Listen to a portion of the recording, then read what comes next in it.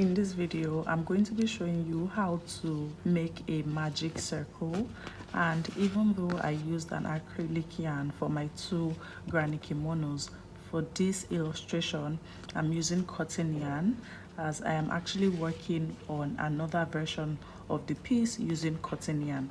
I'm just saying this to let you know that, like I've said in the pattern, you can use any yarn that is readily available to you to crochet this piece and it will come out beautiful, so do not stress it out at all.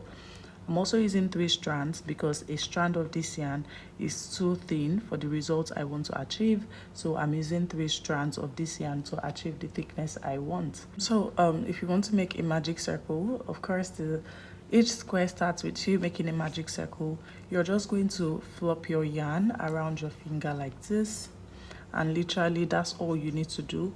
Once you twist your yarn around your 2 fingers, you're then going to put your crochet hook into this ring, the ring that is formed on your finger by twisting the yarn. When you put your hook into that ring, and you then pull up your yarn, like you pull up the working yarn. You want the working yarn to be inside this ring, and that's all.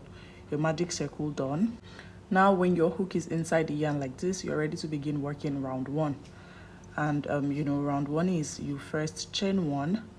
As I work into this circle, into this magic ring, I'm going to hold onto the ring so it's not dancing around too much. So I'm going to hold this ring now and do 8 single crochets in the ring. You're just like putting your hook inside the ring and doing the stitch. 1, 2, 3,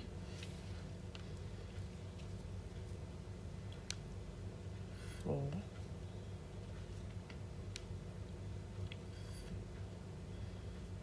5, 6, 7, and 8. Now when you have your 8 single crochets done, I have 1, 2, 3, 4, 5, 6, 7, 8.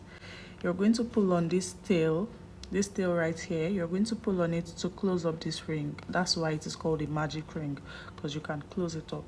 Once you close it up, you're going to finish round 1 by doing that slip stitch in the very first single crochet here. Do that slip stitch there, then chain 1, cut off the yarn because we're too fast enough, and we're done with round 1.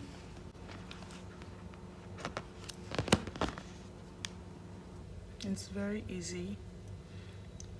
Right, it's very easy.